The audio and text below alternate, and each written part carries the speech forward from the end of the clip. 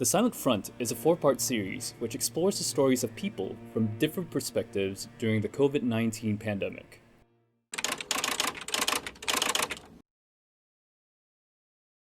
Hi, I'm Zepeng. I'm a general practitioner working in the Pasir Ris area. Hi, I'm Dr. Jade Kwa. I'm a senior consultant in the emergency room with a special interest in pediatric medicine. I'm also a life coach and a mom to 3 small children, 3 older stepchildren, and 3 amazing dogs.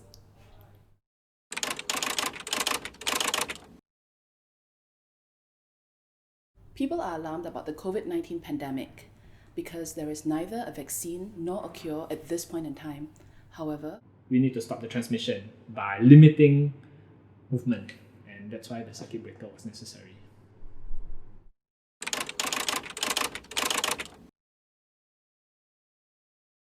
Firstly, the most important one was that patient numbers dropped a lot, which is the whole point of the circuit breaker. The downside was that business became bad, but I think that's all for the greater good. There are some of my colleagues in the private sector who just started out, who are renting a clinic space and don't have an established patient base. They still need to keep their clinics open, but they can be open the whole day and only see like 2-3 patients, and they have to pay for the overheads. So one of my friends actually only had a profit after deducting overheads of about 700 a month for the period of circuit breaker.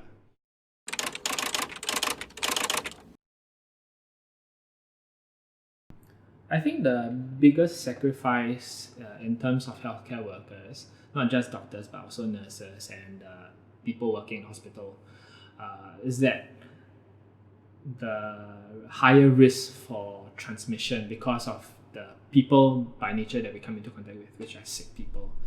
some of my colleagues live at home with elderly parents, and because of the significant morbidity and mortality to the aged, they have actually moved out.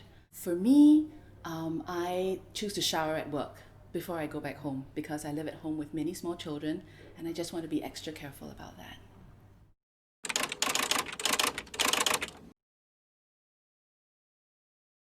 I just became a father late last year, so a first grandson in the family. My father was not able to see his grandson for a few months, and he was complaining that my son would probably learn to walk before the circuit breaker ended. Thankfully, it didn't. It ended earlier than expected. I've been torn in a sense because when I come home, all I really want to do is just rush to my children and hug them and roll around with my dogs. But I've obviously had to be a lot more careful. Family and friends, they have been very supportive during this period. I think it really helps to know that what we do is appreciated. What I'm grateful for is the fact that I have so many colleagues working together with me, and we'll keep fighting.